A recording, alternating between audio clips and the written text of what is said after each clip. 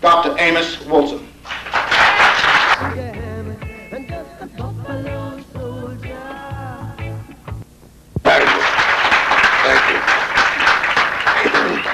Thank you very much for the kind introduction, and of course for inviting me here with you today. It's indeed always a pleasure to visit with you and share some time with you. And I'd like to encourage you to keep up the good work that you're doing here. I'm going to talk a little bit about the development of the black child, the retardation of that development, and its recreation. I don't expect to say anything new at this point, but basically just to reiterate some themes and maybe to encourage us to keep moving forward. Many of you who are in the audience, of course, have heard me talk about this subject time and time again, to talk about the development of our children, to indicate that our children are not just colored or black duplicates of the white child. You've heard me talk about this child in its physical and mental growth, and to indicate that the physical and mental growth of the black child is in advance of that of the white child. You've heard me indicate that our children do things and exhibit behavior on their first day and second days of life that it takes the European child a month and a half or more to reach. I've indicated that among some 60 different measures of the mental and physical abilities of children, the black child stands well in advance of the European child. So the black child is not just a colored duplicate of the European child. I've indicated on a number of occasions, and those who've read the book, that the difference in the black child's development is such that this child requires a nutritional chart unique to its own development. That is, we cannot just go out and assume that what is nutritionally appropriate for the European child is nutritionally appropriate for the black child or the African child. This seems to be connected in many ways to, of course, the melanin in our bodies, and apparently the history and experience of black people and of African people, who were, from all scientific evidence, the first people to populate this earth. I've indicated that our children carry in their bodies the evolutionary history of black people. All of the political, social, and other decisions that black people have made over time are represented in the bodies of our children. The pioneering advancement of black people on this earth in the founding of civilizations, the founding of science, mathematics, and so forth, which you've heard a great deal from Van Sertima, Ben Yochanan, and Dr. Clark, and many others, are represented in the black child's body and in the black child's mind. I often say I would like to think that the black child's talking first, walking first, showing social relationships first, its advanced development in terms of its brain and so forth, in some way recapitulates or repeats the pioneering efforts of black people on this earth. It's almost as if there's a repetition in the development of the black child of the early development of black people. Given the evidence of the advanced development of the black child, we really should not have any doubts about our capabilities as people. And yet there still is grave doubt. Given the history of our people, because we talk about Egyptian civilization, some of you are looking at the Van Sertima lecture there in terms of the influence of the African on Central American civilizations and so forth, and of course other Van Sertima publications that refer to the African presence in Europe and Asia and various other parts of the world.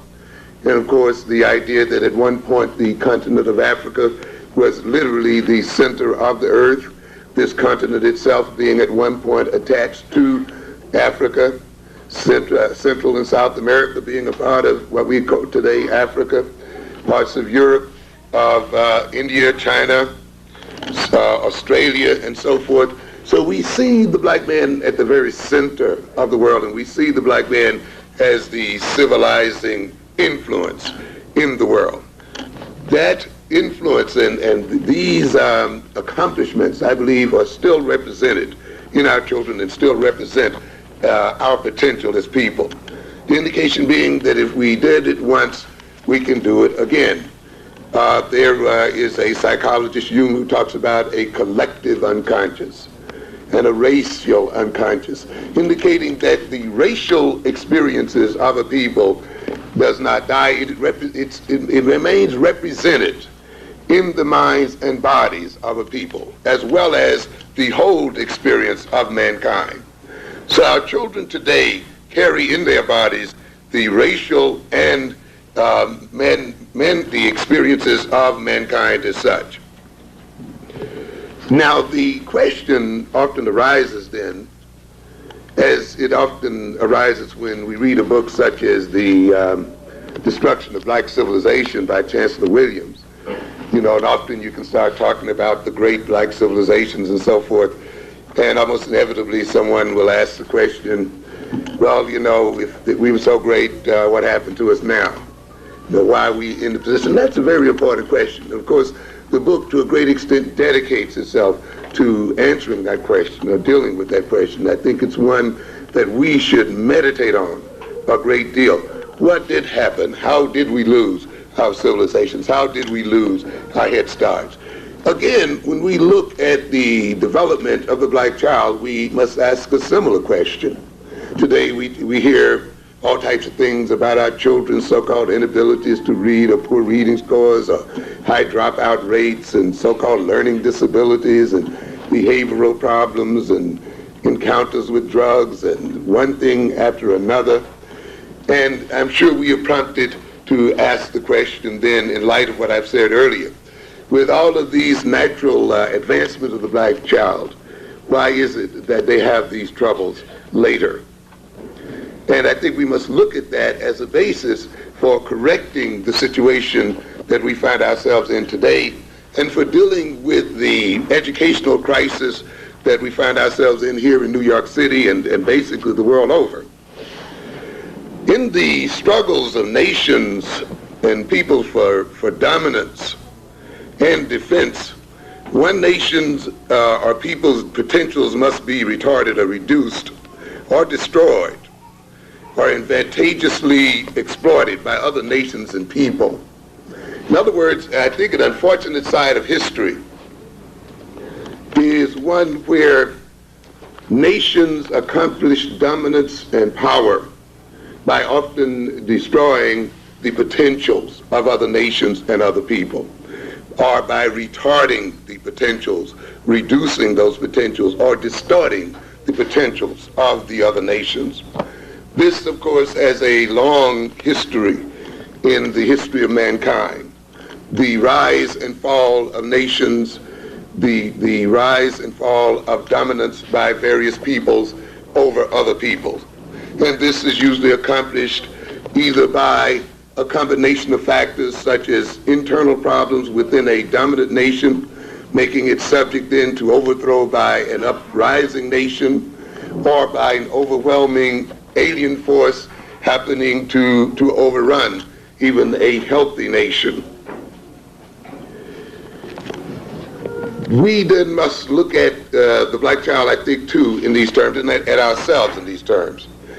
Often then, in order for us to be dominated and ruled over by another people, we often then must have suffered either from some internal problems and conflicts, or have run into some confrontation with a so-called superior force, or a combination of one or more of these factors and other factors I have not mentioned. We see on the historical scene, for instance, the classic Punic Wars, the wars between Rome and Carthage, where Rome saw its dominance in the world and power and influence in the world as being blocked by that of Carthage, and it decided then in a way to destroy Carthage's power and therefore stand alone as the most influential nation in the world, or empire in the world at that time.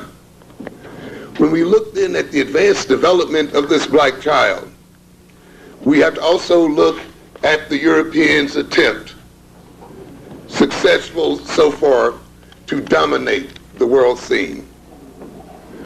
The European has brought that domination to a good extent by seeking to retard and reduce or destroy or distort in some way the potentials of black people. When we look then at this healthy and endowed and gifted black child, as it suffers in our schools today, we see the process then of a dominant power seeking to retard or destroy or distort the potentials of our people.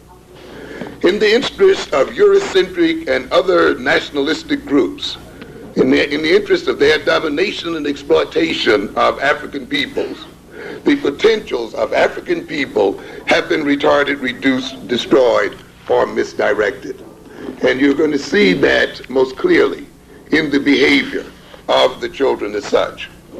European power and alien exploitation of African people is founded on what I've referred to as several European constants. I've indicated on a number of occasions that despite all of the changes that we have been witness to over the past 20 or 30 years since the so-called 60s, the so-called assimilationist changes, the integration of lunch counters, the admission of blacks into colleges, the integration of schools, the election of black mayors, and on and on and on we go. There are some things that have not changed. And as much as I support the election of Jesse Jackson, there will still be some things that the European will attempt to hold constant. To a good degree, the movement of black politicians into so-called power has, I think, paralleled the development of neocolonialism in Africa. I don't think it's a mere coincidence that blacks are so-called achieving political power within this country at the same time or in parallel with the achievement of neocolonialism in Africa. In other words, ladies and gentlemen, sometimes the more things change, the more they remain the same. In some instances, I've indicated that really, if whites had any sense, they would elect Jesse Jackson. Right. Because in a world of people of color, you know, we're so used to being called minorities until we, as black Americans, tend to think of ourselves as minorities. And we forget that we are part of one of the largest majorities on this earth.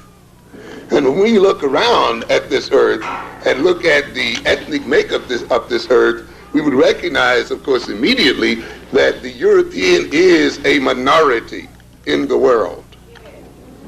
And if some of you have been familiar with the recently published book called The Birth Dearth, it is predicted that the European population will shrink from its current about 10% to about 5% shortly after the year 2000. That even in the United States, by the year 2015 or 2030, whites will be a minority in this country. They will no longer be a majority in this country. And these are demographics, of course, that we as people should study and look at and see what they mean for us. In fact, I was reading here, some of you read the Newsweek magazine, I believe it was, in February when it talked about the Pacific Century. Some of you might have had an occasion to see it. I believe I have it here. And I recommend that you read it. It's Newsweek, February 22nd. The Pacific Century, Is America in Decline? A very interesting piece. Several articles were done on this particular subject. You know, the Asians have consciously started referring to this as the Asian century. They are already becoming conscious that the next century will belong to them in terms of influence. In a section in this particular magazine, I found very interesting that I want to, let's see if I can locate it right quick. I hadn't intended to look at it, but I'll just see if I can find it because I thought it was somewhat revealing. Anyway, because I cannot locate it right away. Oh, okay, here it goes. It says, Asian immigrants who will number as many as 12 million by the year 2000 could affect America more profoundly than any group since the first boat people crossed over on the Mayflower. I hope you get the significance of that statement. The first boat people crossed over on the what? The Mayflower. In other words, the European is admitting himself that 12 million Asian immigrants will have more influence and impact upon the culture of the United States than even they had. And this was supposedly their country after they took it from the Indians. There is little mention, or in fact, there is no mention of the 30 or 40 million or more black people who will be in this country at that time. Are those people going to be without influence and without impact?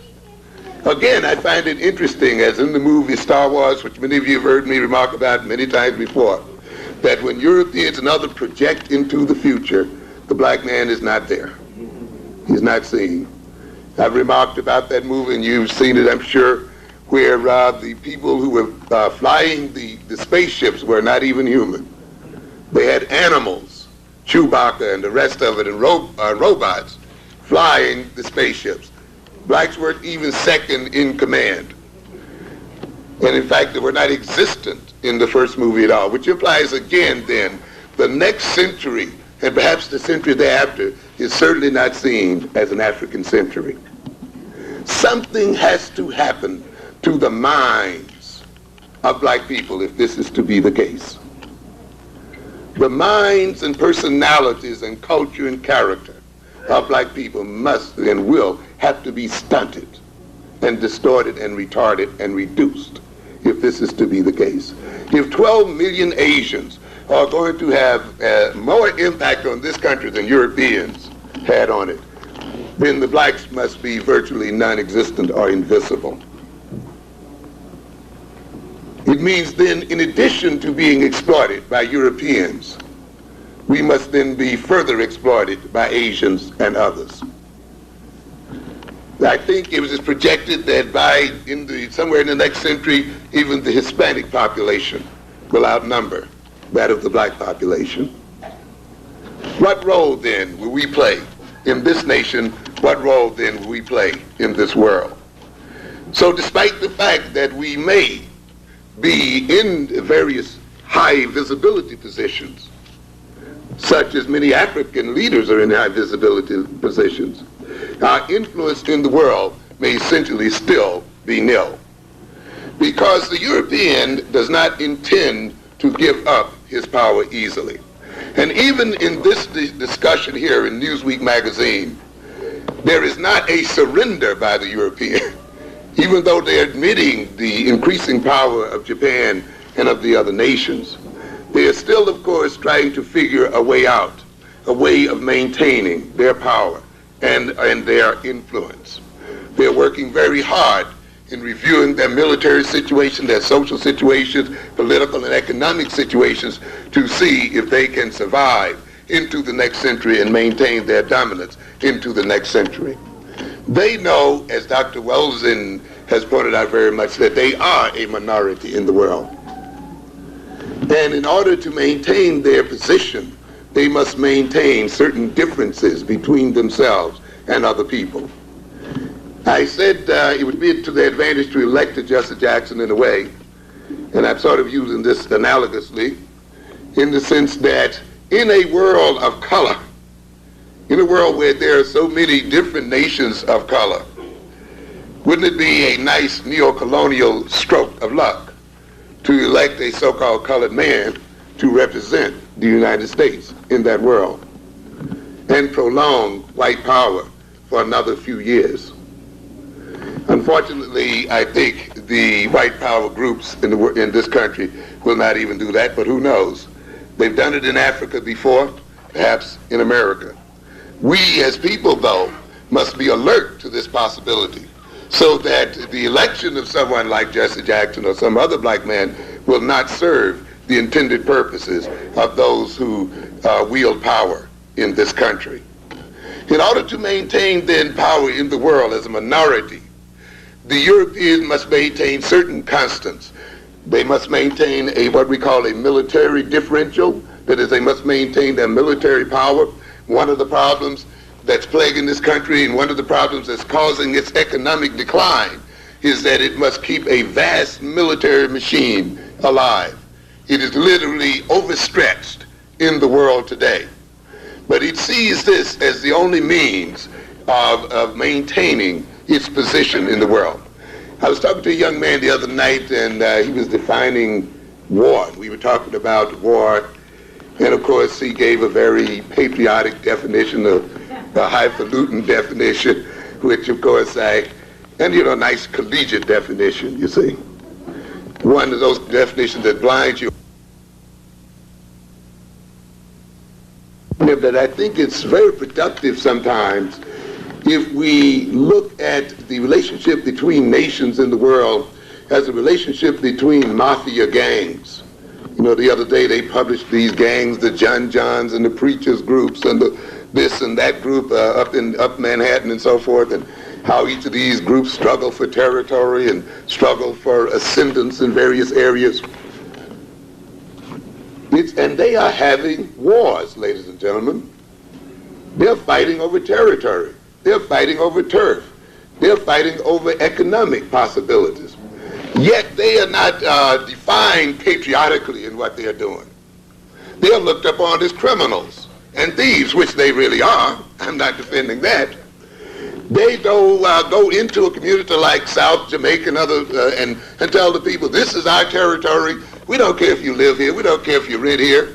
We don't care if you raise your children here. This is ours. We're going to run it the way we feel like it, and you don't have a doggone thing to do about it. And if you get out of line, we're going to kill you and blow you away.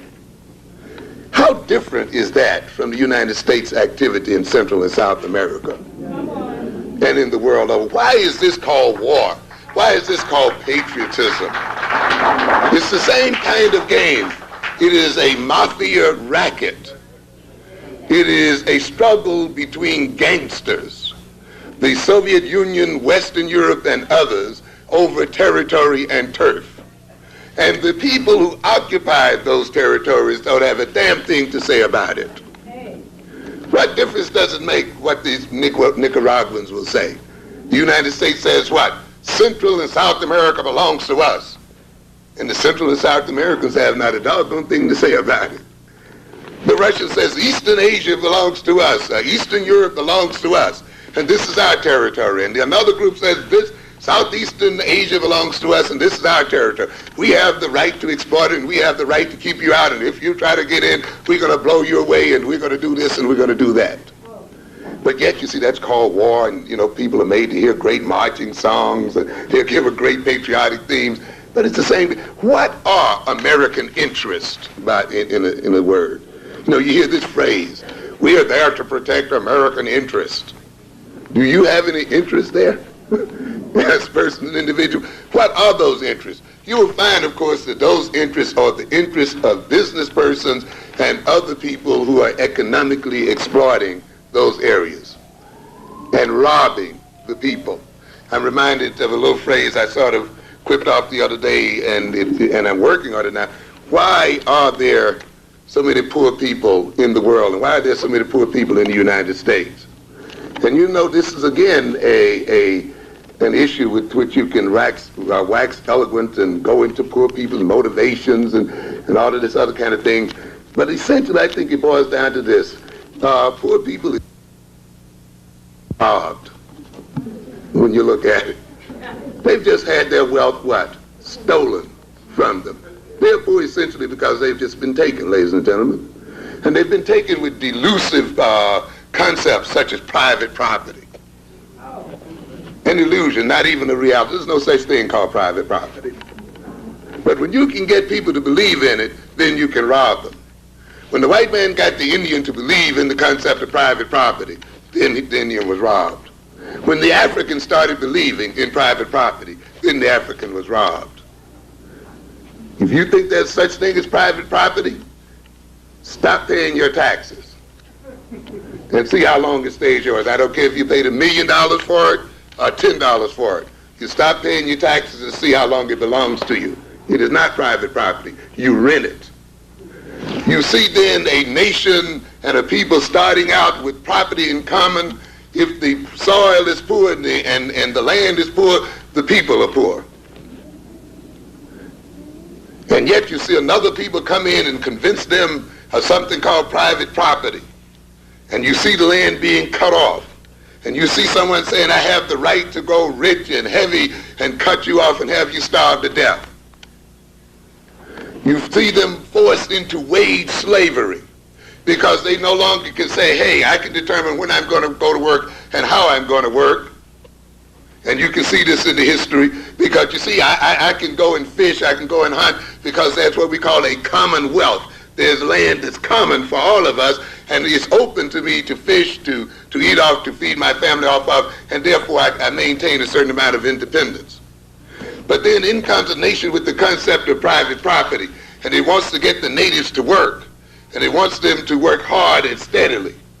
And it then lays down the concept of private property. It encloses the properties. It said you can't fish without a license. You can't hunt without a license. You can't pay taxes in game and in vegetables and so on. You must pay taxes in gold. And how can I get the gold? Then you've got to come to work because we only pay you in gold and you got to give it back to us. And so you will see then a steady robbing of the people and taking away of the wealth of the people from a group of influential people who lay down nebulous concepts and get those people to believe in those concepts. So that in the end, the only thing a poor man can do is go and give up his life defending a rich man and think then that he is being patriotic for love of country. An amazing game is run.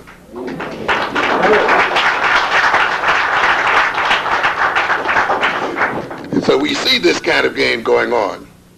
So we see then the European maintaining the power differential, the military differential, because that's his last stand.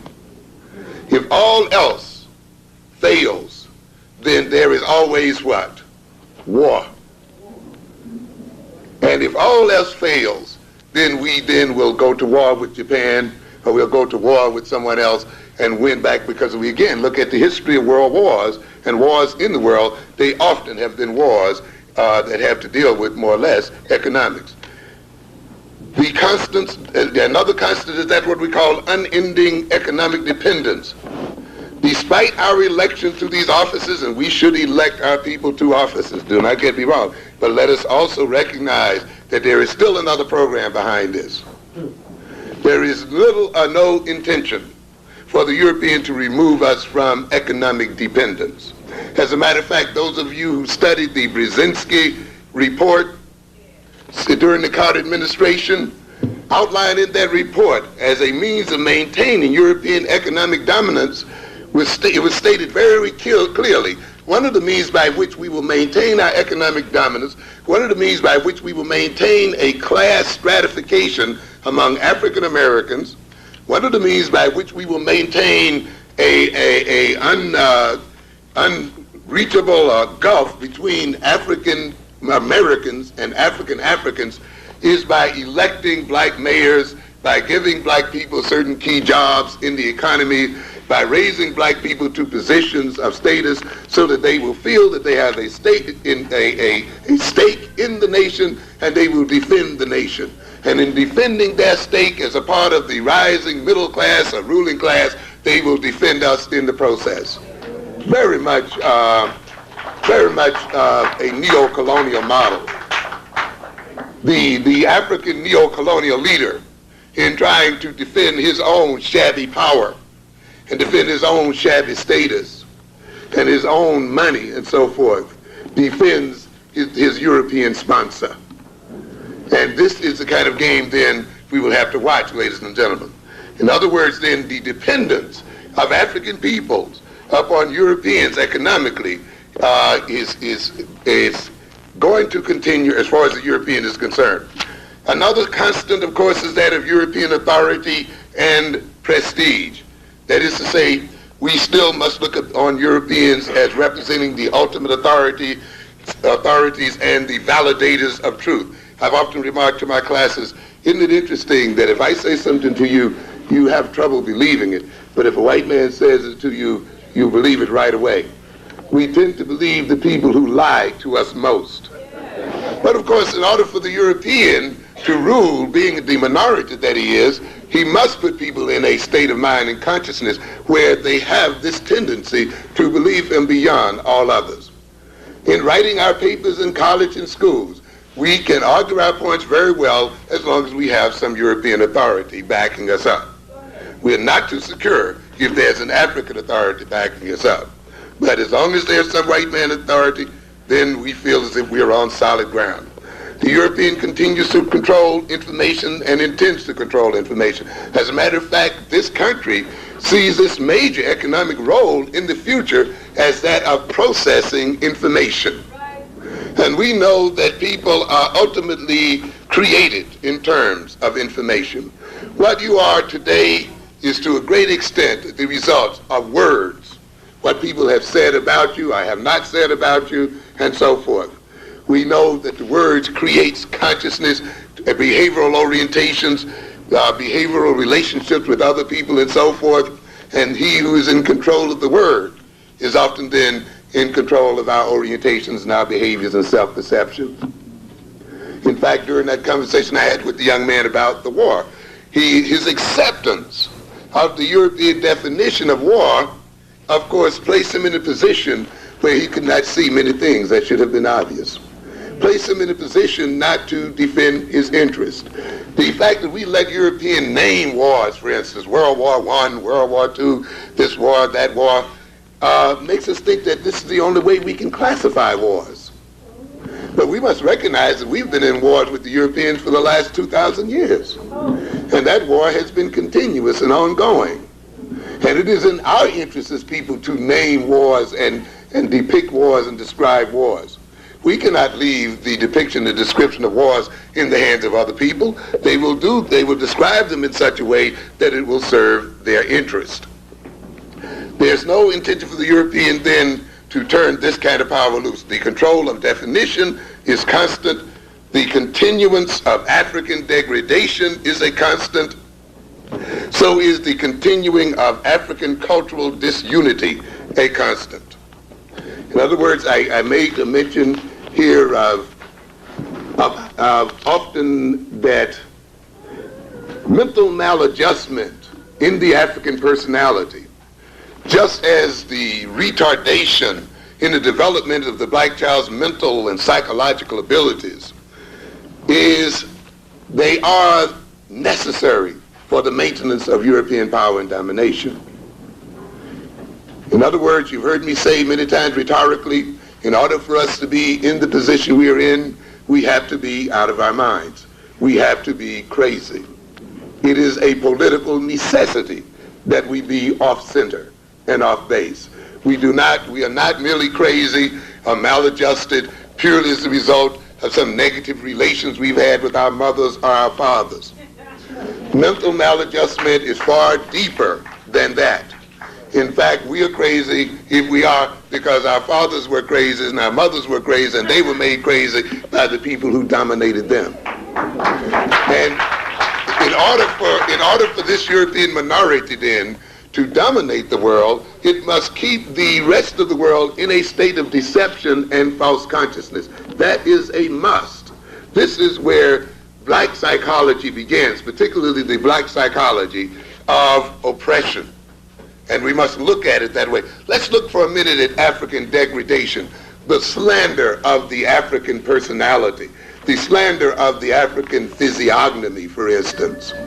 I've mentioned in other contexts that it was noted that we, as so-called 12% of the American population, buys almost 40% of the cosmetics produced in this country. Very interesting statistic there. 40%, nearly 40%, I think the figure was something like 34%. In other words, we keep the cosmetics industry alive and well. A good part of keeping the cosmetic industry alive and well undoubtedly is predicated on the fact that many of us do not feel naturally beautiful. Many of us have problems with our inherited African features.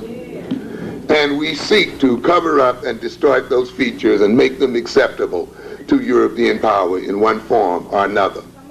And we spend a tremendous amount of money in doing so. We see, though, in this instance then, that if you have a cosmetics industry that is dependent upon a vague sense of ugliness in many of our people, a vague sense of dissatisfaction in many of our people with their natural African physiognomy, that industry is not about to let us get out of that state of mind. In other words, that state of mind is economically functional. When you look at the many maladjustments that we talk about in the African personality, you can see that those maladjustments serve economic functions. They serve political functions. They are not there by accident. They're not there merely because the white man hates us, or merely because the white man is racist. They are there because they serve very concrete purposes. And one of the most concrete purposes is that, of course, of economic dominance, and to which is related, of course, military dominance, cultural dominance, and almost any other form of domination you may think of. So consequently, then, the maladjustment in the African personality is not there by accident. It is maintained as such. It is in service of Eurocentric dominance and alien exploitation, and I'm including some other groups in here because it is not only Europeans that are exploiting African people, that the potential of the black child must be retarded, impaired, and misdirected. Just as when we look back in the destruction of black civilization, when we see that the rising of European dominance in the world required, in a sense, the destruction of African civilizations, we see again the rise and maintenance of European domination in the United States and in the world literally demands the impairment of black people's minds the world over. And this means then, despite the magnificent gifts that the black child is endowed with by nature, those gifts must be destroyed, distorted, or impaired or misdirected in order to maintain European power. Consequently, a set of modal African personalities, that is, a set of African personalities must be created to serve the European interest, and conflicts within the African personality and the African community exacerbated and created and maintained to serve European interest. Except for those deeply rooted genetic and congenital areas of metabolism or other severe physiological conditions whose effects are irresistibly psychological, mental and emotional dysfunctions are founded in the nature of an individual's interpersonal and social relations. In other words, what I'm saying here, except where people may be crazy as a result of the fact that their brain isn't correctly wired up, or due to some other kinds of physiological problems and dysfunctions, mental and emotional dysfunctions are founded essentially in the nature of the kinds of relationships the individual has with other people. In other words, other people drive us crazy. We are made crazy by other people. Other people drive us crazy. The social, economic, and political agendas of the group and society in which we develop the emotional, cognitive, behavioral, and valuational character of the primary group, that is mother, father, siblings, relatives, and other significant persons with which we relate in meaningful ways, combined with our own inherited contribution to distort an identity that is called our personality. Another one of these irrelevant and vacuous concepts is that of individualism, which of course has caused more destruction in the black personality, in the black community, than anything else besides private property. The idea that there is such thing called an individual. There is such thing as a unique person who has no kind of relationship to other people. Your personality certainly is different from every other person's personality, but certainly there are many commonalities. Still, your personality, no matter how unique you may think it is still a social product. It is the and those interactions are a part of who and what you say you are. And when we look then at the identity of an individual, we are not only looking at the uniqueness of that individual, we are looking at how that individual uniquely represents the experiences and the relationships he's had with other people as well. The culture, the society, the primary group, with their agendas, problems, and conflicts, with their overwhelming, forceful, pervasive, and punitive attempts to rule and regulate our lives and to determine our reality, become incorporated in our bodies and incarnated in our minds.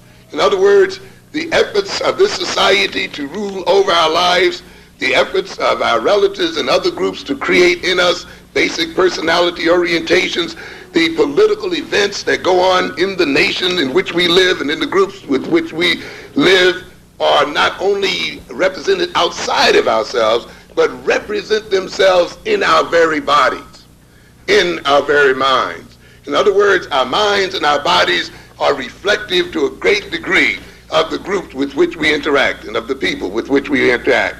Therefore, their problems become our problems. And this is one of the things we often have to point out to individuals. Often individuals come for counseling and they think, I'm the only one with this problem. Nobody else in the world is like I am. Nobody else is going through this thing. And one of the values of group dynamics and the values of group therapy is to get an individual to recognize that the problem he or she thought was so unique to him or herself is shared by many other people. And ultimately to get the individual to recognize many of the problems that he or she thinks are so unique to themselves really are political, social problems that are common to the community in which they are a part. And therefore these problems represent themselves individually, but they are not individually unique. The problems of our people become our individual problems. We identify with them. In us, the individuals, the public becomes private. The interpersonal becomes intrapersonal. That is, the external becomes internal. The social system, with its corresponding matrix of social field forces, surrounds and penetrates us, overruns our defenses, and sets up its headquarters company within the very nucleus of our personal cell. There it attempts and succeeds far more often than not to direct our most important activities and give meanings to our most important experiences. With due regard to the exceptions mentioned earlier, ultimately all individual madness is social madness. Individual sanity is social sanity. Because of European political, economic, cultural domination, a Eurocentric social field matrix surrounds the captive African and gives birth to his captive personality. The captive African inherits his captive madness from the Eurocentric social force field which fathers him. In other words, we are made to think that the European represents normality. But if we are out of our minds, if the world is out of its mind, it is because those that dominate this world at this time are themselves out of their minds. The greatest threat to life on earth today and to the sanity on earth today is European man. Right. The captive African is a Eurocentrically created creature. You've heard me say that time and time again. We are a created people. We are still struggling to be self-creating. We were brought here to serve the interests of another people, and it is still their intention at this very moment that we serve their interests, and it is their intention that we continue to serve their interests as far as we can see in the future. That intention has not changed, regardless of what may be going on in the nation today. In order to dominate African peoples without the use of intensive military repression, the Europeans must create an African personality or set of personalities, which is psychologically and morally compatible with Eurocentric dominance, which is fundamentally in contrast to the European so-called modal personality. The African personality must naturally and conveniently be what the ruling European needs it to be if their hegemony is to continue unbroken in its ascendance. In other words, I've stated before, if you want to know the personality of black children, if you want to look at the so-called deficiencies of black children and understand the deficiencies of black children, if you want to look at the deficiencies and problems in the black community and understand those deficiencies and problems, then answer the question, what deficiencies and problems must exist in the personality of our children and in our communities such that the Europeans can maintain dominance and power? And when you answer that question, you will see how the deficiencies are placed and why they must be placed within the African personality. If thinking clearly is a threat to European dominance, then we're going to have trouble thinking, ladies and gentlemen. If loving one another dearly and closely is a threat to European dominance, then we're going to have problems loving one another deeply and closely. If acting cooperatively with one another is a threat to European dominance and power, then we're going to have problems acting collectively in a sustained sense. I'm not talking about this reactionary type of cooperation we're very good at. I'm talking about proactive cooperative activity, which we still have yet to bring about. We're good at when we made mad coming together. When someone has hurt somebody or some bumpers has been shot up, and we should come together around those things. But it so happens often that after the noise and drama is over, everybody goes back their separate ways. I remember out in South Queens, out in Howard Beach, Queens, as a business person, I had a couple of good business days and a couple of good Saturdays. What were they called? Black buy days or black buyout? Yeah. Wouldn't it have been nice if those days had continued? You know, the problems of Howard Beach have not been solved. The problems of the attack on our people have not been solved. But somehow that event galvanized us for a moment or two. A reactionary event that galvanized us. What happens, though, to proactive galvanization? That still seems to be a problem within our community.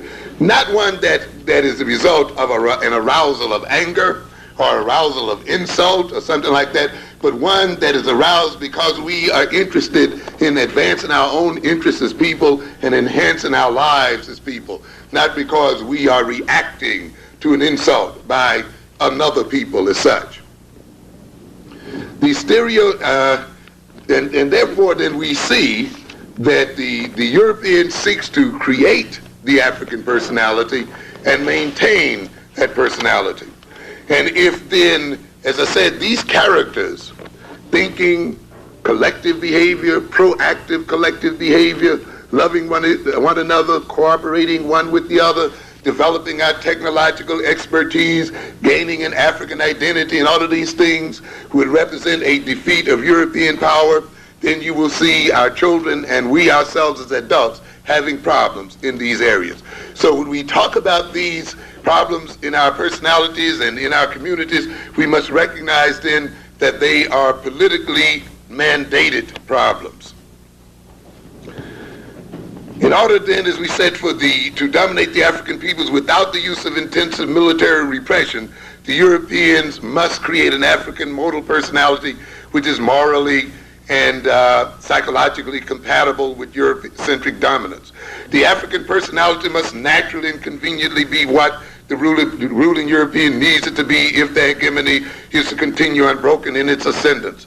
The first step in the Eurocentric creation of the African personality needed to justify and support Eurocentric dominance is the Eurocentric projection of a stereotypical African imago, complementary and inferior to the stereotypical European imago. In other words, a part of the first step in creating the personality of the African that is supportive of European dominance is that of projecting what we call the stereotype of the African person. And of course, we are familiar with African stereotypes and stereotypes of African Americans such that we will not have to talk about those stereotypes. Such typical projections are used by the ruling Europeans to justify and rationalize the means by which they make into reality or bring into actual existence their projected and socio-politically functional African imagos. In other words, what starts out as a European lie, what starts out as just a European projection and illusion, becomes a reality through European activity. Wishful European thinking becomes an actuality. This is the same kind of process we talk about in the classroom. When a teacher has low expectations of black students, has a stereotypical view of black students, this stereotypical view does not fit the reality of those students. However, given that teacher's power and influence over those students, what was at one time visionary, what was at one time purely stereotypical, becomes real. In other words, the African child is taught to be dumb. We are made to be dumb. We learn to be dumb. As I've often said, if the European power depends upon the ignorance of black people, then European dominated schools will create that ignorance. We will be educated into ignorance. We will be made stupid by our very education. The second step in the Eurocentric creation of the modal African personality is the Eurocentric creation and maintenance of social, political, economic, ecological, cultural conditions conducive to producing the desired African traits. Let me say it this way. It is no accident that there's job discrimination. It is no accident that we live under the kind of conditions we do. It is no accident that our history is rewritten the way it is written. It is no accident that our images projected through the media are projected the way they are, because these are the actual concrete means by which our personality is created, is made to fit the European stereotype. If we must be dumb people, if we must be ignorant people, not only, as I said, must we be made ignorant in the schools, the kinds of schools we go to must not be successful in producing a brilliant and intellectual and independently oriented people on their own. There then is no accident why these schools are designed the way they are. In other words, when a person has a stereotypical view of another individual, that view is not just a view alone. The person who holds that stereotypical view tends to behave in accordance with that view, to create the situations and the kind of relationship such that that stereotypical view comes into actuality. The teacher that has low expectations of the student, the teacher that has stereotyped students as learning deficient and retarded, will react and act toward those students in such a way that they will actually retard them. They will ignore questions, they will ignore answers through body language and other kinds of language. They will communicate to that child their stereotypical views. The child, in adapting to such behavior, ultimately, often adaptively becomes dumb. The third step requires that the African accept as natural and inherent the Eurocentrically projected image of his personality as fundamentally accurate. In other words, ladies and gentlemen, in order for us to be in the condition we're in, we must believe lies. We must accept the lies and stereotypes as truth. And this is the major part of the equation. I've said on other occasions, it is not so much that the European is racist. It is not so much that the European has slandered the African personality. It is not so much that the European has miswritten our history and misinterpreted our culture, or has assaulted us physically and otherwise. It is our belief in what the European has said. It is our acceptance of the European projection of ourselves that is really the cause of the damage. In other words, if we did not believe it, if we did not have doubt in our personality, if we were not tempted by the Europeans' description of ourselves, what the European says and how the European attacks us would have little or no effect. To that degree, then, we, in a sense, participate in our own oppression. We have to become a part of our own oppression by believing and internalizing the things that have been said by the Europeans. Once that happens, then, we become allies in our own oppression. For the most part, the contemporary captive African is not despoiled of his mental and physical, personal, interpersonal, cultural, and geophysical potential by his European exploiters through the direct application of coercive force. Generally, the use of armed police, military force, of the forced labor in concentration camps, of chattel slavery, peonage, and serfdom to extract the captive African's wealth-producing resources and labor surpluses is viewed as passé and counterproductive. Perhaps more productive and certainly more socially acceptable method of European exploitation of the captive African is the contemporary one whereby the captive African, by dint of his own apparent volition, through his own apparent self-determined activity, coincidentally supplies his European exploiters with whatever physical and social products they would have otherwise they would have to take by brutal force. What I'm saying is this, that the European knows pretty much that he is not going to get from us the kind of exploitative wealth through the use of armed forces or through concentration camps. He must then seek to get through us and get to use us through a manipulation of our personality. This means, again, then, in our acceptance of the European personality, we must behave in such a way that we think that we are behaving according to our own volition. Thank you very much. And behaving according to our own volition, we inadvertently behave in such a way as to support the European power over us. In other words, then, when you talk to a black student, say, about dropping out, or you talk to some black person about buying here and buying there, they will often justify their buying from our white enemies, or justify their dropping out of school, or justify their support of European domination by stating that their behavior is an expression of their individual freedom. That their behavior is an expression of their own desires. I remember I was in a meeting one time, and one gentleman was complaining about how his daughter was being treated by her white playmates. He was living in an all-white neighborhood, and he was asking me, what must I do about it? And someone, of course, told him to move. But, of course, he then went into a defense of himself. And of course, he went into a standard thing that we often go into. It is my right to live wherever I want to, and therefore I should do this and I should do that because it's an expression of my constitutionally given freedoms. While we cannot argue against that, it is interesting, though, often when we seek to express our individual rights, we express those individual rights in such a way that they support Eurocentric dominance. The white man's not moving into our community does not seem to make him feel as if he's somehow less free than we are. In other words, he doesn't seem to have a need to move into the black community to prove how free he is, to prove his individual freedom.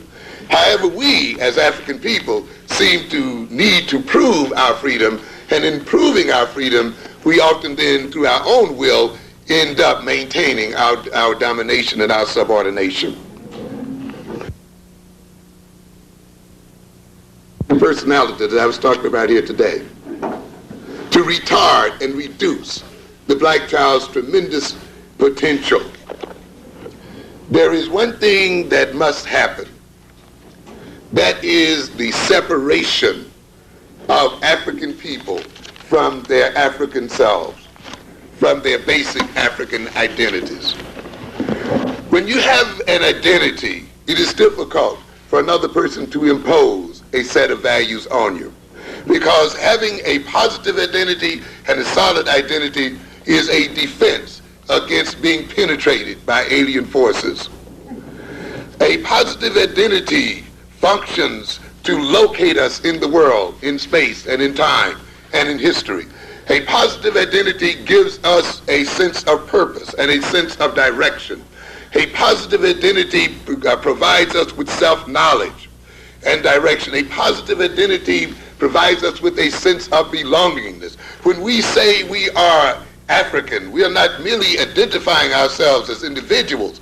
We indicate that we belong to a people, to a culture, to a nation, that we belong to a system of values, a system of perceptions, a system of behavior, folkways, and mores.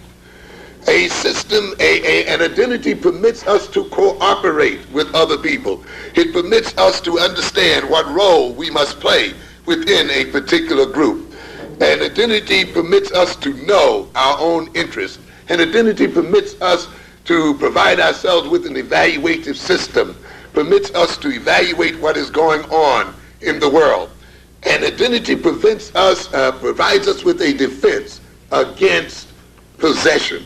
I've often said that we cannot be African and be slaves and subordinates of other people at the same time.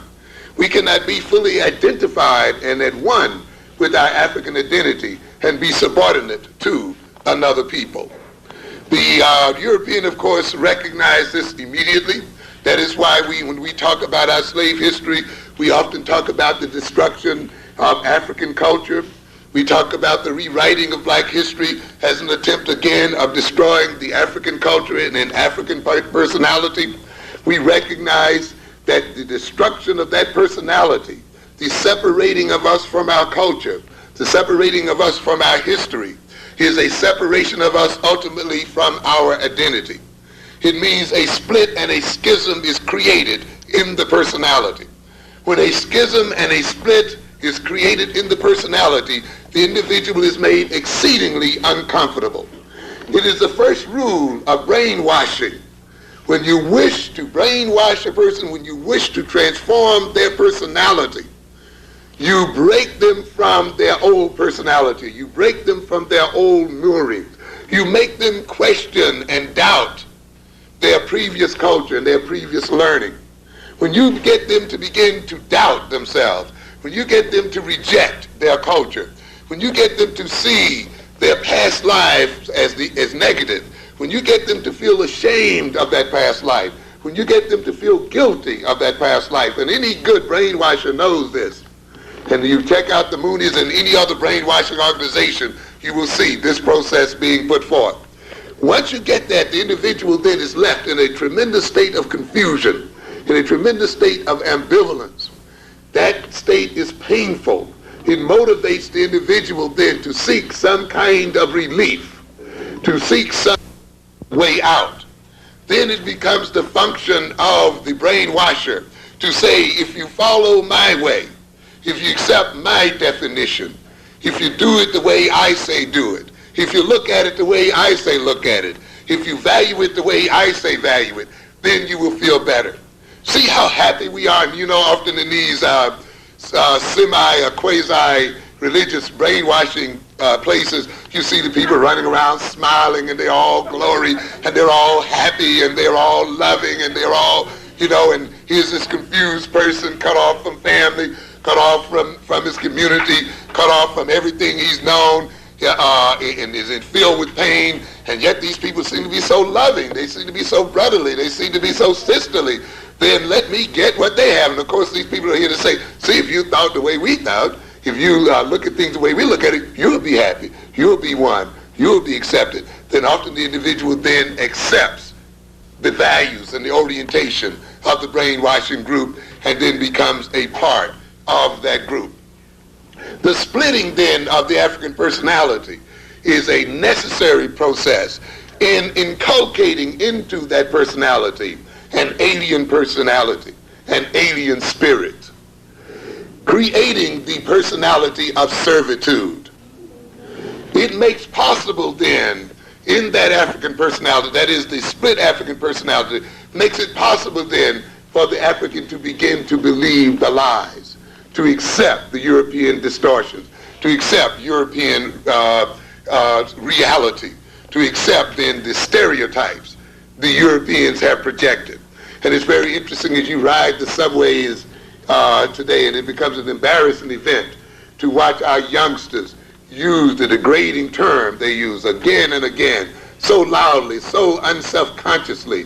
When I grew up, the idea of using this term in public, the idea of letting white folk hear you using that term, calling one, letting any other group of people hear you referring to yourself by that term, was unbelievable. But now this seems to be the coin of the realm. And we hear it all the time. Yeah, that nigga did this, that nigga that. And, it just goes again and again and again. People must have been destroyed in many ways to talk about themselves in public and to be this way so loudly and so clearly. You must then break the African person from his African identity in order for this to happen. And this, of course, is what happens. Nature abhors a vacuum, we say. In other words, where there's a vacuum, there's an attempt for that vacuum to be filled in some way or another. And of course, we see that when we suck sodas with a straw, we create a vacuum, of course, and that vacuum sucks into it whatever we are drinking. When you create a vacuum in the personality by separating the African personality from its African identity, then there is an attempt for that personality to suck into itself something else, to fill its emptiness. When the European then is in control of information, when the European is in control of so-called knowledge, when the European is in control of so-called reality, in control of definition and so forth, it will be these things that are sucked into the African personality. When the European projects lies as truth, there will then be these lies sucked in through the vacuum of the split African personality and accepted as truth. And then this personality, these sucked in lies, these sucked in perceptions, these sucked in distorted views of reality, will take on a life of their own.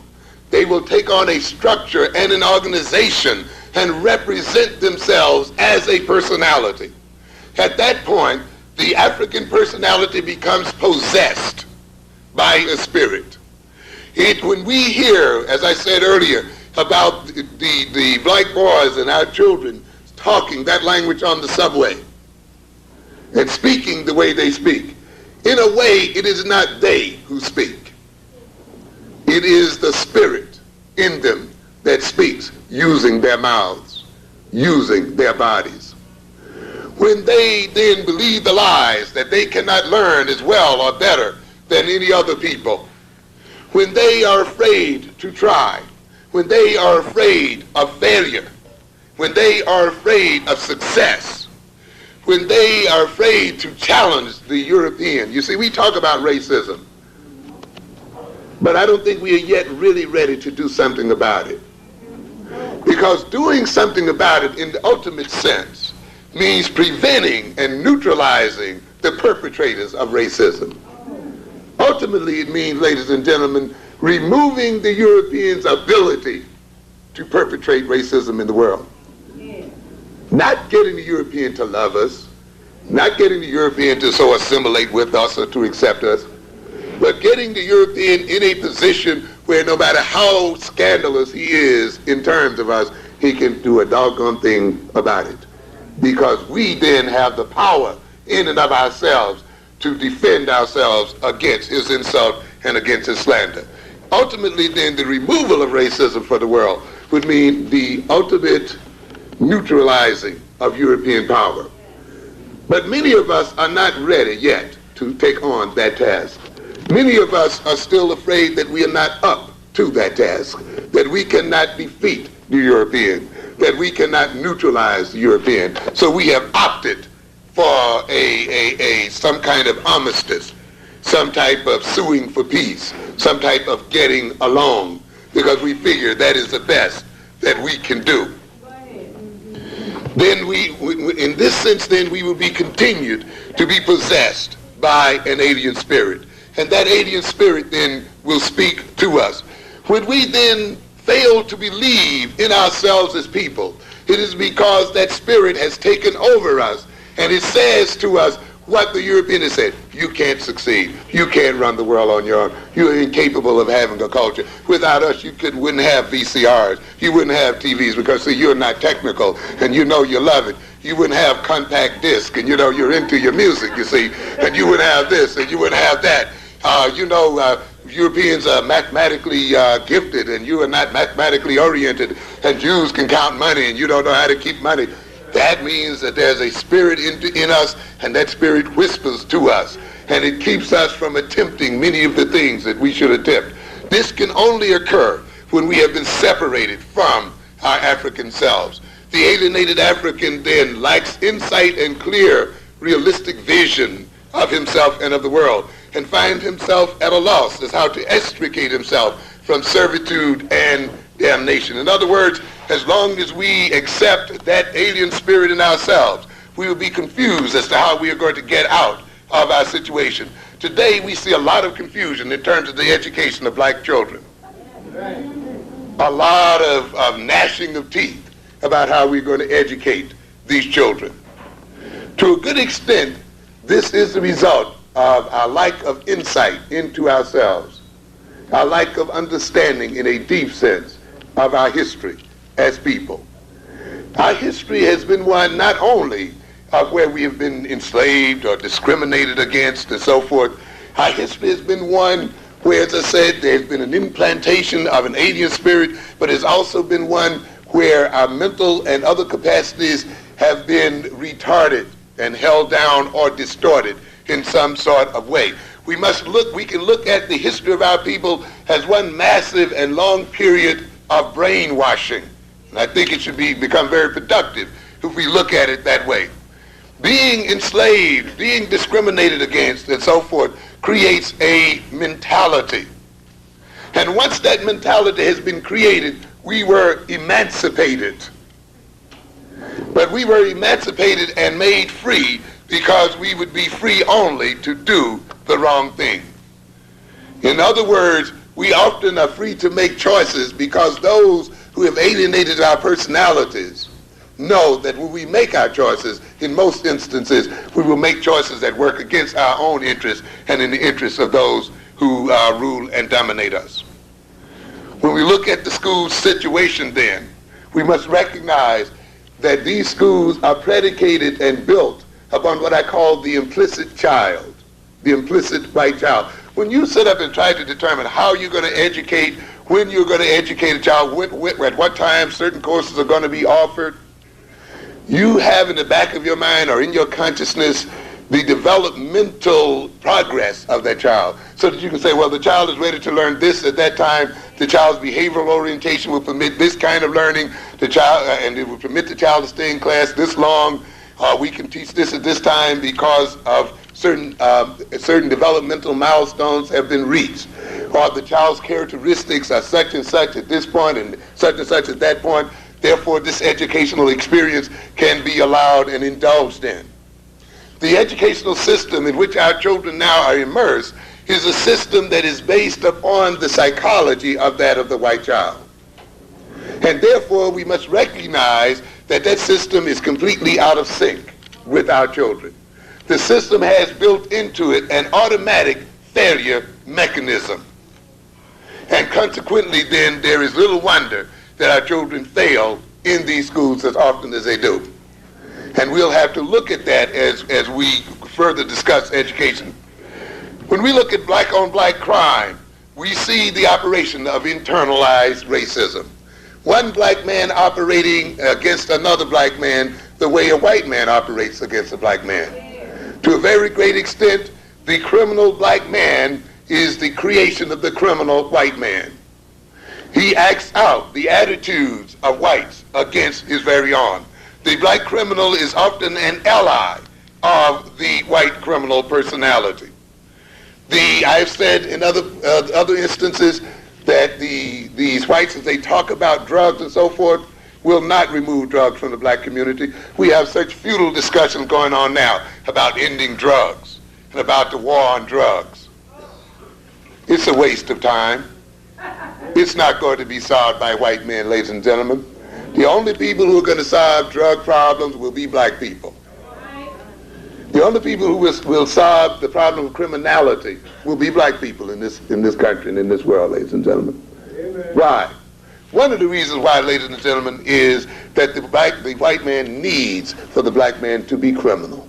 That's right. Come on. White civilization is based upon the criminalization of black men and of black people. I've stated in another context, why is it that every black man, regardless of his moral or ethical standings, regardless of his innocence, is seen and perceived as a criminal? Why is it that he almost always has to prove his innocence, particularly to the other people? That must mean then, if this is the case, that there is a need in the other people to see us as criminal. They're seeing us as criminal, whether we are criminal or not, must then meet some psychological need within their personalities. And therefore, the criminalization of the black man is a necessity because it serves European power and dominance. The putting of nearly 500,000 black men in the prisons of this country is a very, very important situation in preserving European and white power in this nation, ladies and gentlemen.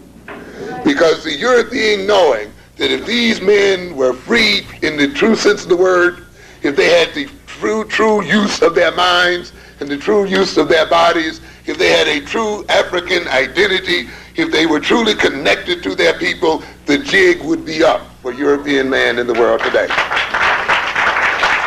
And therefore, the criminalization of the black man becomes a necessity for European power.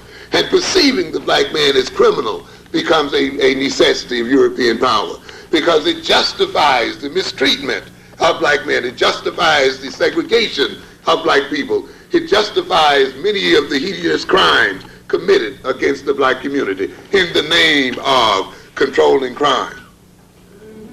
It also justifies the European ego and helps the European to define himself as being somehow morally pure and morally and ethically superior. And he can then look at himself in contrast to the black man. And therefore he needs the black man as a part of his own self-definition. As long as the black man is involved on black crime, he then will not have time to engage on what must be his true mission, the overthrow of European domination. As we've often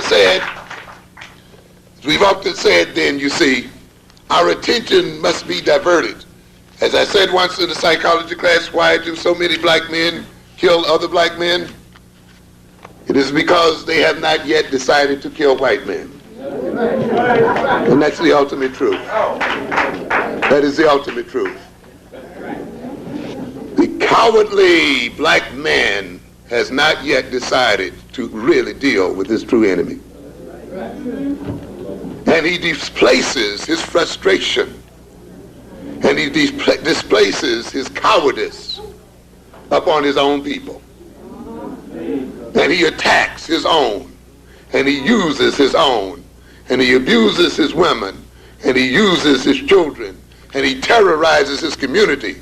Oh, he's great and bold to take out a gun and blow away some other black man's brain. But he has yet to take up the gun and blow out the brains of his true enemy. He'll march around the world and shoot some Vietnamese and shoot some other man, but he won't take up the arms against his true enemy.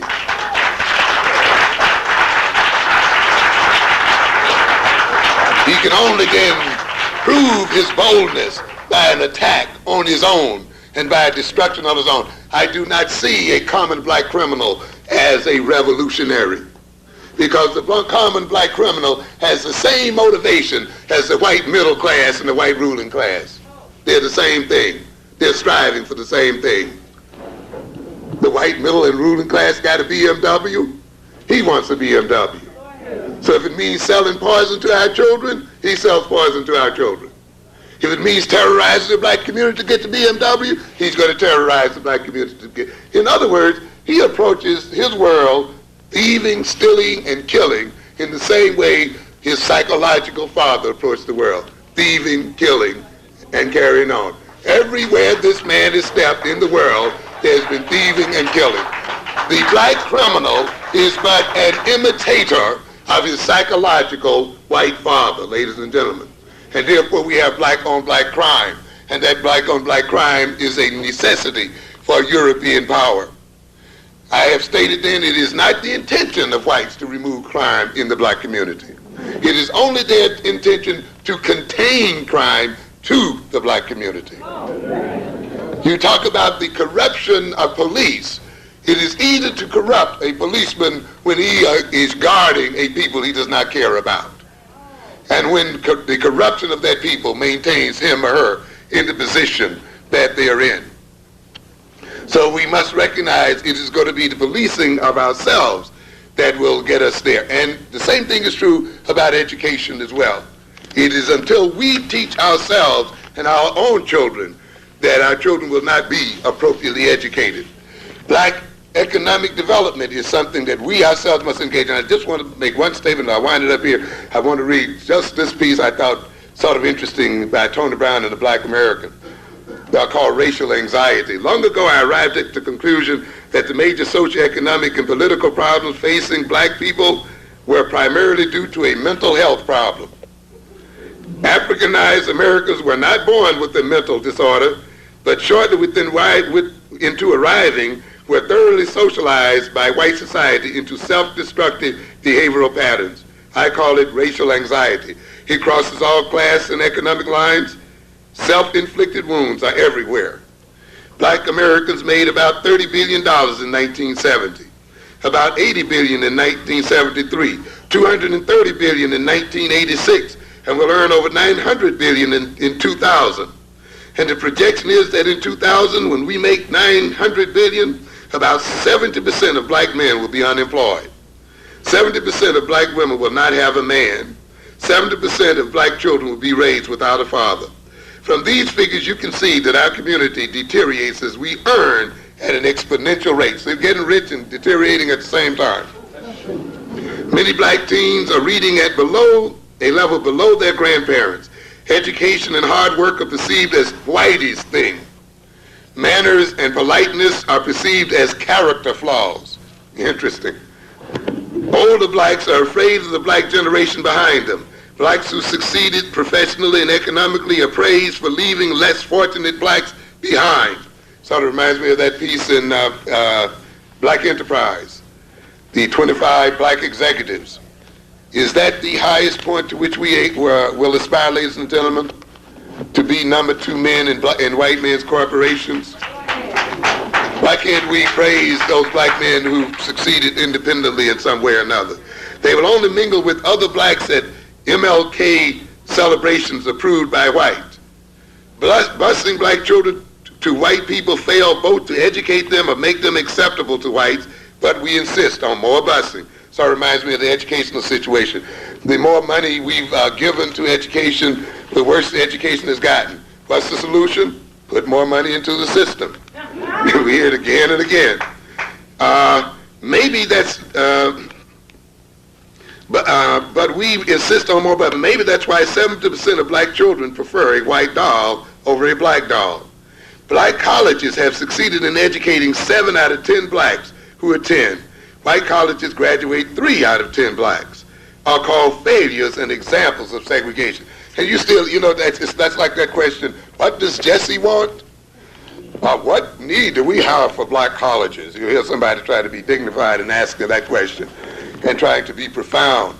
And yet we can see that it is still the black college that is producing as against the white college. But somehow we bring into question the need for a black college. And in a way, we have yet to get some truly black colleges.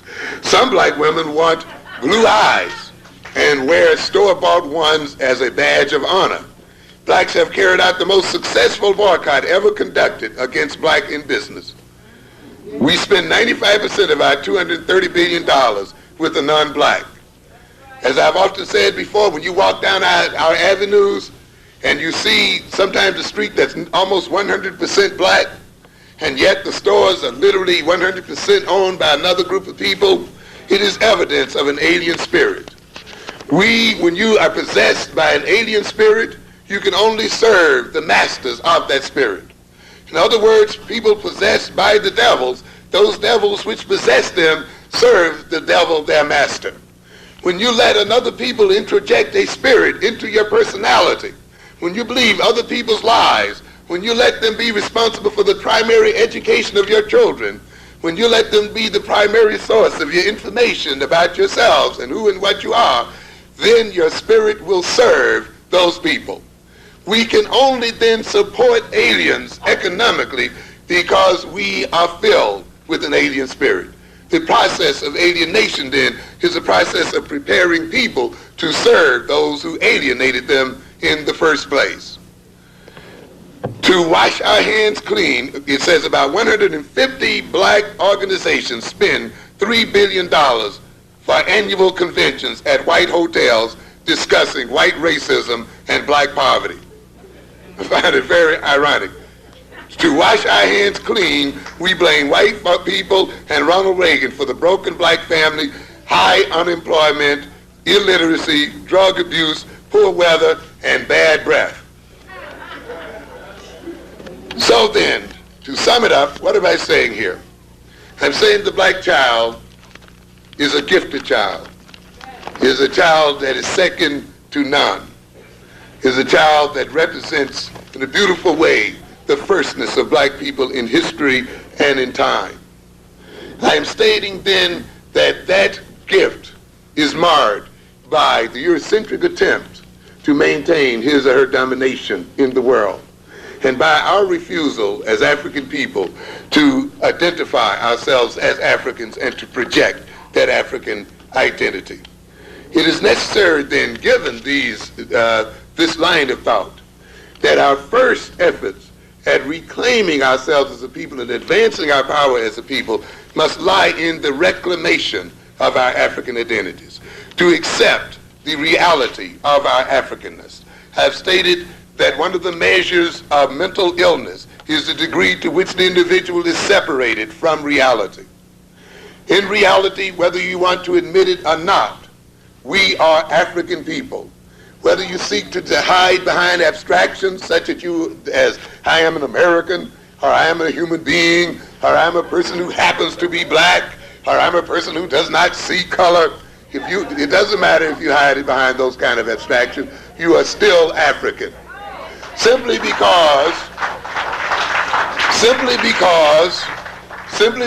you refuse to see color does not mean the other people don't see you as color. And we have some people who are idiotic enough to think that. If I refuse to see the world as color, and if I refuse to look at myself in terms of color, then other people will refuse to do so. That is, it has no effect whatsoever. As a matter of fact, it makes the dominance of the other group even more powerful, because it cuts you off from reality.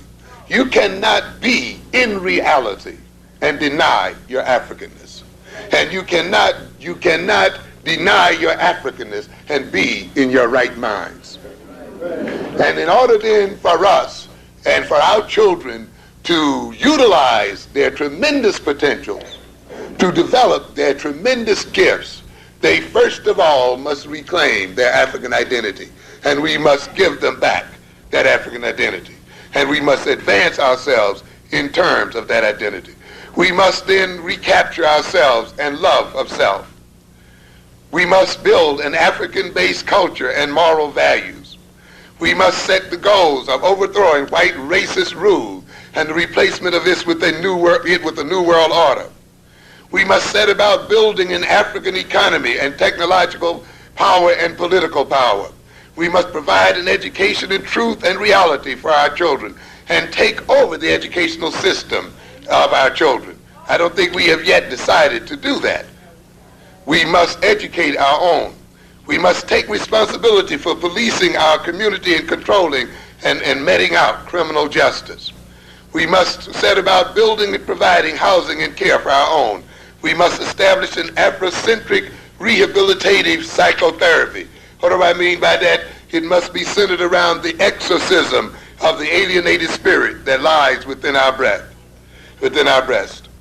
We must then provide an appropriate education for our children. We must provide economic autonomy as much as we possibly can.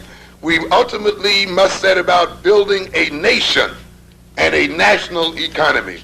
And ultimately, ladies and gentlemen, we must reclaim our African identity. Thank you very much for your attention and your time.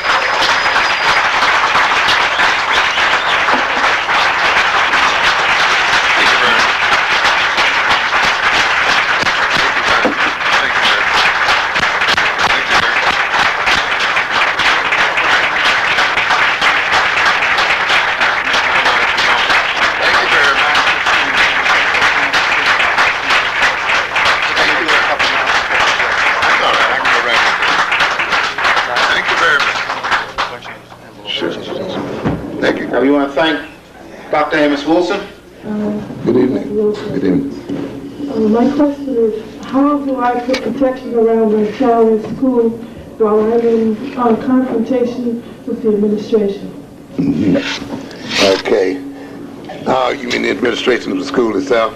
Yes. Yeah. And the school board and the parents association. As a matter of fact, confrontation is, I think, one of the better ways of protecting the child. Because it's been my experience that parents who are constantly confronting the administration, confronting the teachers, asking questions, are part of organization of activities, get to a good extent their children dealt with more fairly and more honestly. That's not true in every situation, but I found that an active participation and an active concern about your children often moves the teachers to become actively concerned and actively involved in their education as such. That is one of the greatest means. Of course, knowing your rights and and knowing how to protect those rights and push those rights.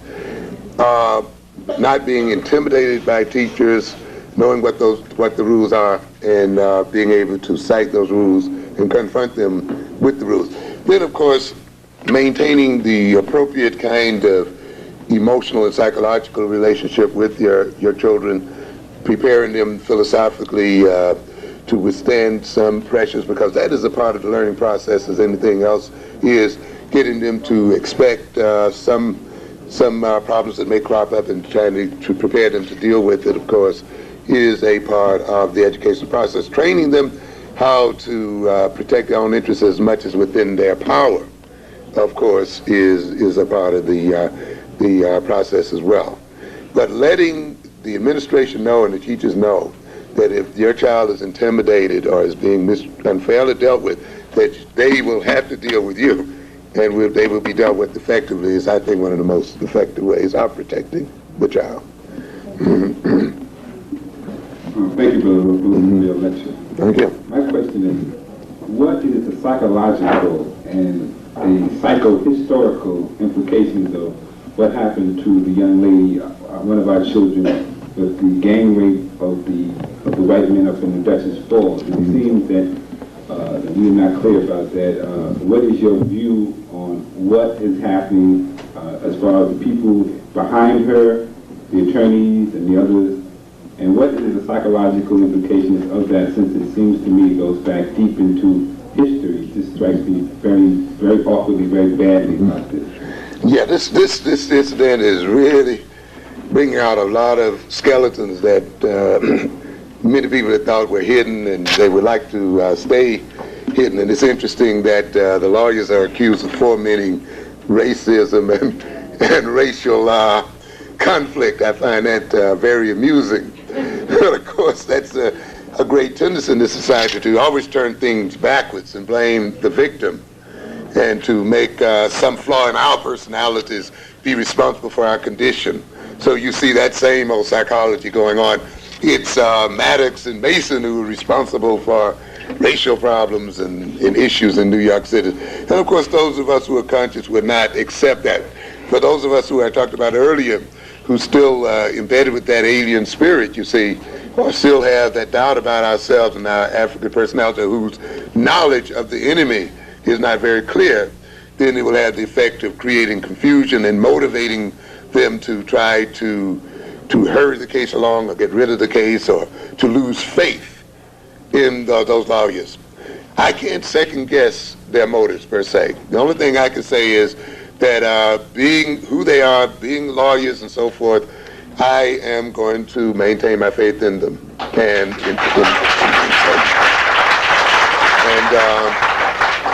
And I think that's the best I can do. I mean, because I'm not privy to what's really going on in that household with the fine points of the law and so forth. And I think second guessing them and so forth is sort of a disservice at this point. I'm willing to believe that they know what they're doing.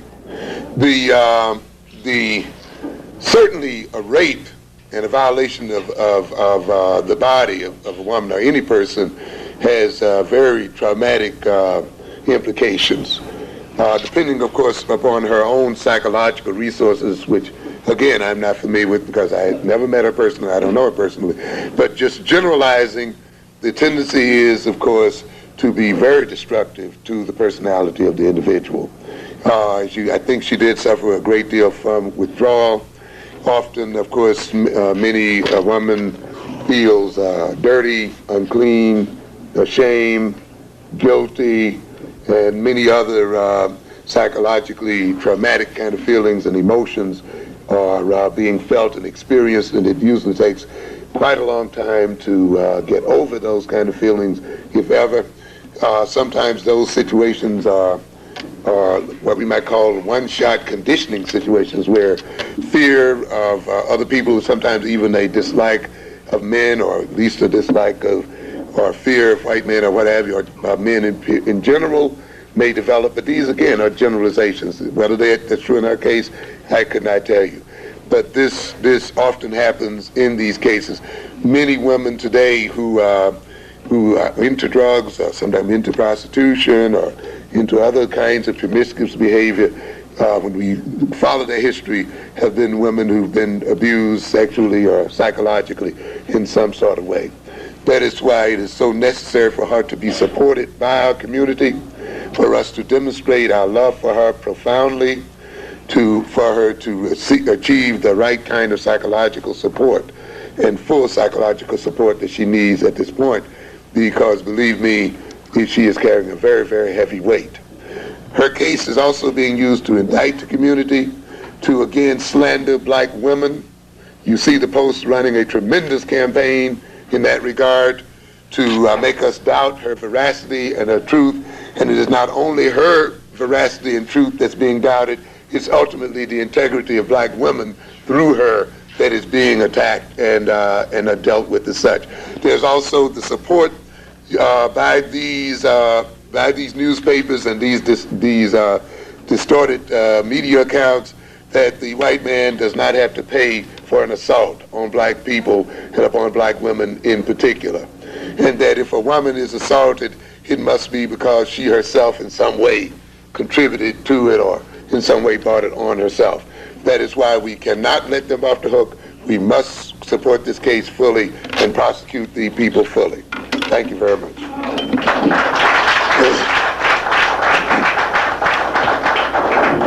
Thank you very much, Dr. Wilson. I have a few short questions. Number one, since we've never seen in this country the Catholics send their children to a synagogue to become good Catholics, or the Catholics sending their children to the synagogue to become good Catholics, why is it in the past black people have trusted the white people to educate their children? That's the first question. The second one is, since we now have a chancellor who is appointed by a white man who is a definite racist against any black person of any color or any person without any money, why should we be trusting this black man, and what are our chances of our children getting a better education, although the billions that are going to still be spent are being spent right now in schools that are deteriorating with maybe a 10% of the school population with a 70% educational level in certain levels of English and math.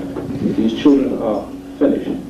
I'm in a school where there's 3,200 children, and less than 10% of them have passing grades to even take the Regents examination. But they're going to spend $120,000 putting lockers in the school for them to put their clothes in. So these are the questions that I'm asking. Not for myself so much, because I'm seeing it out front. What are your interpretations of those facts? Thank you. Okay, yes. As I indicated earlier, and that we are a creative people, and of course the attempt is to create us as people. And a part of we must recognize that every institution in this society, be it the educational institution or what have you, it has one major goal, and that of course is to maintain the status quo. As Paulo Freire stated very clearly, it is an illusion to expect the oppressor to give the oppressed a liberating education. And of course, as a part of maintaining their oppression, the oppressed, in a sense, maintains education. Education is a part of the process of maintaining itself in power.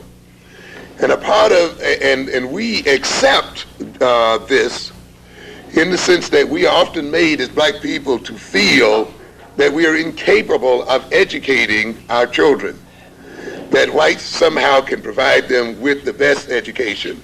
And often when we even find that there's a black school that may provide our children with a better academic education than a white school, we find many times our parents will still take the children out because their major concern is acceptance by white people.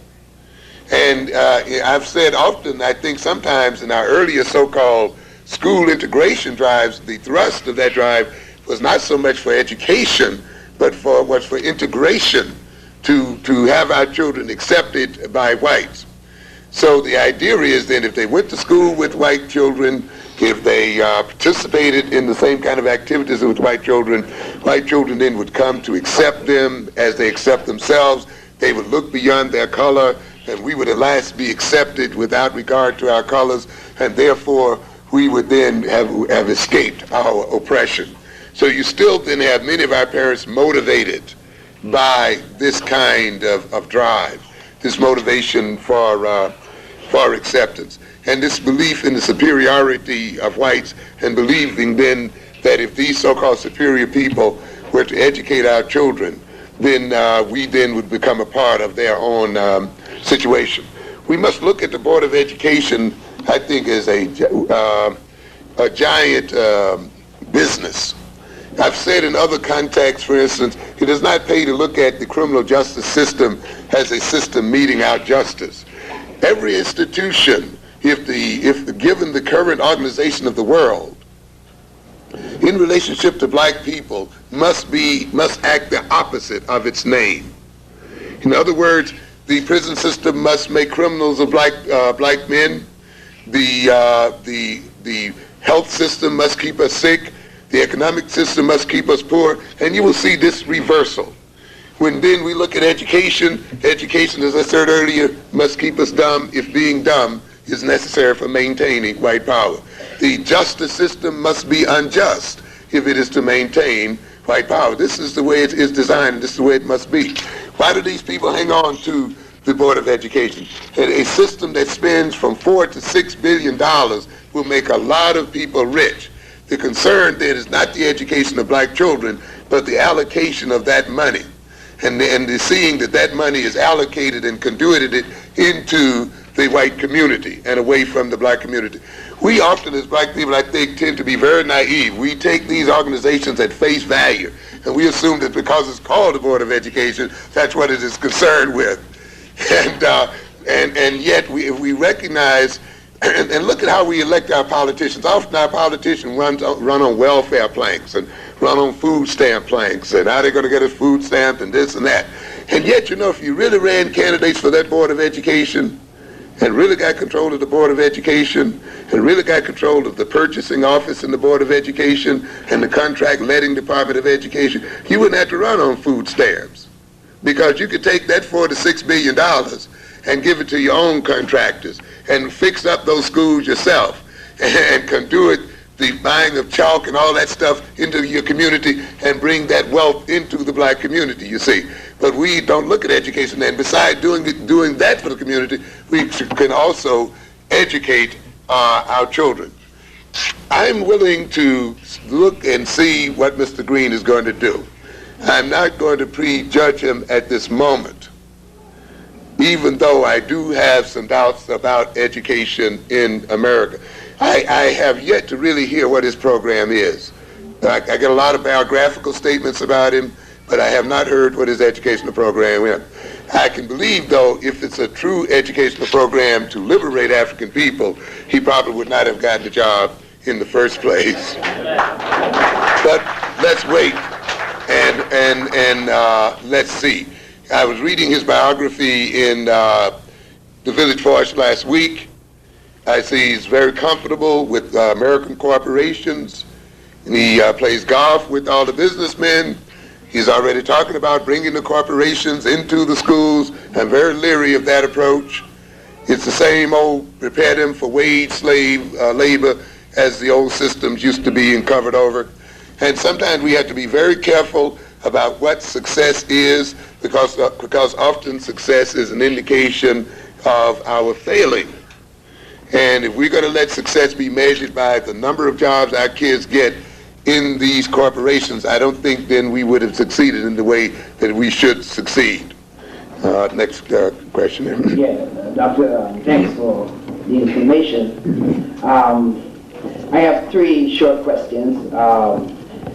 What in teaching history, there's a certain kind of perspective that is given, and I'd like you to speak to the failure of, in teaching social sciences in particular, a slant is presented, and I'd like you to speak to that. What is the failure of history, of the method of teaching history? What is left out?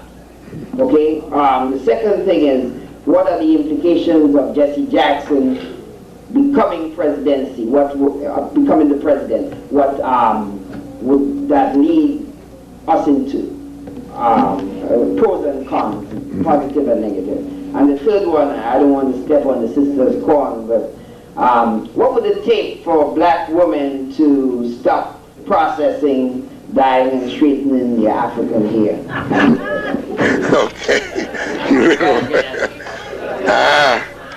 I think I'm going to let the African woman answer that. But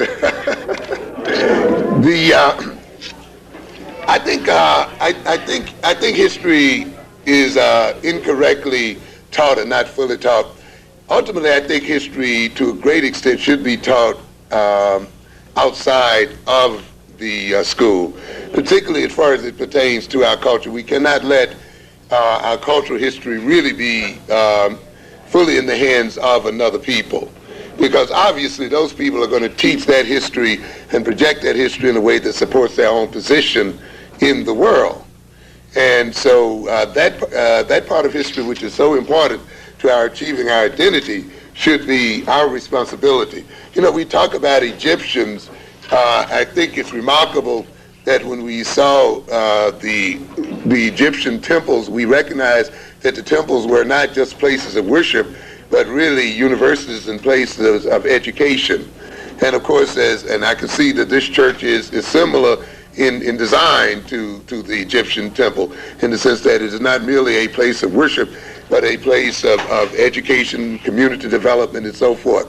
I think then when it comes to the teaching of cultural history, we should have our temples all over the nation that teaches the history. I think one of the problems with history, because a lot of times when people are discussing the education of black children, that's the first subject that's brought up. You know, we must teach them history and so forth. While I find that very important, I think we need to teach history at a greater depth than just events and just occurrences and just heroes. We must understand, as I've often said, that the psychology of an individual is the result of the history of that individual. In other words, who and what we are is the result of our history as a person. Who and what we are as people is the result of our history. That's the reason why I say that a black psychology is fundamentally different from a Eurocentric psychology, in that the Eurocentric psychology is based upon the history and experience of European people. So the psychology of black people is based upon the history and experience of African people. And therefore, to understand our psychology, we must understand our history. And to understand Europeans, we must understand European history. Not European psychology, by the way, but European history, because it is studying the activities of Europeans in history that you get your most clear understanding of what they are about and what their personality really is about. So in the same way, we should teach history such that we not only are cognizant of great events in our history and great heroes in our history, but history really is part and parcel of the process of self-understanding, of self-knowing, and of self-perception. And if we approach history that way, we will get to know reality. We will not only get to know ourselves, we will get to know our enemies, and we will get to know really what the world is about. And that's the kind of history we should. I said earlier too that the history of black people has been not only a history of discrimination and slavery, it has been a history of the actual shaping of the character of the black personality. If you're going to really appropriately educate black children, you must recognize how that history has impacted upon the way our children think, upon the way our children relate one to the other, upon how that history has destroyed or seeks to destroy their abstract abilities, their conceptual abilities, their ability to think in cause and effect terms, their abilities to use words and symbols, their linguistic abilities, their motivational abilities, how that history has restricted their imagination and their aspirations so that they don't think of themselves as masters and they don't see themselves as being educated to rule the world and to rule themselves, but see themselves merely as job seekers and employed people. This history then has created a mentality. These children come into the classroom with that mentality.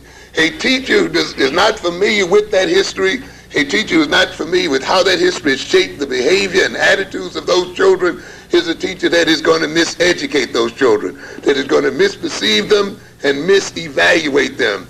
And to a great extent, this is what has happened. When you look at I said earlier, for instance, if thinking abstractly is a detriment by black people, is a detriment to white civilization or to white dominance, you will see whites arranging our lives such that thinking abstractly is going to be impaired, that thinking conceptually is going to be impaired, that reading inferentially, reading in terms of implication, is going to be impaired, that relating past, present, and future will be impaired. Because all of these things are not just mental abilities, they are political abilities. They are abilities that, when used correctly, can be used in terms of power and overthrow. You see, now when you recognize then that the history of our people has been such that these abilities have been impaired, retarded, and reduced, you then get a sense of what your curriculum and your educational approach must be. The educational approach must be one then of restoring those aspects of the mental character and mental abilities of black people that have been taken by racism. You would recognize then that the education of black children cannot be a duplicate of the white child's education, because the psychology, the psychohistory of our people has created a type of mentality. Think about what a black child goes through. When you talk about a black child, say for instance, speaking black English, you're telling that child then not only must it learn a new language, but it must unlearn an old language. Contrast that with a white child that walks into the classroom at the same time. If this black child has been robbed to a great extent of its ability to think through white paternalism, then you may have to spend 2 or 3 years just teaching what? Thinking skills alone. You can't sit around and look at how white people are teaching their children in order to approach your children. If the ability of our children to trust, if we could trust in one another as black people, if we could love one another, cooperate with one another as black people, I said earlier, this would lead then to the overthrow of European power. Thus, these capacities must have been restricted and distorted in black children. This means then when it comes to educating black children, we must consciously educate them into cooperation. We must consciously educate them in terms of relying on another. Not something that occurs in the schoolyard, not something that is a part of some little game, but it must be actually built into the system. If our children have been robbed of their abilities to operate symbolically, it may be necessary, for instance, for us to give the first 3 or 4 years of their life to training in symbol usage, because we had to recognize one thing, ladies and gentlemen. Often what is seen as a math defect, as an inability to do math, is really often a problem with language. It represents the student's inability to translate a word into a mathematical expression. And therefore, before you put that student into math, you may then develop his linguistic powers and his symbolic powers, which means then that you may defer the teaching of math, if you wish, for maybe 2 or 3 years until language is taught and symbol usage is taught. When you do that, it is quite possible then for that student to do 2 and 3 years of math within 1 year.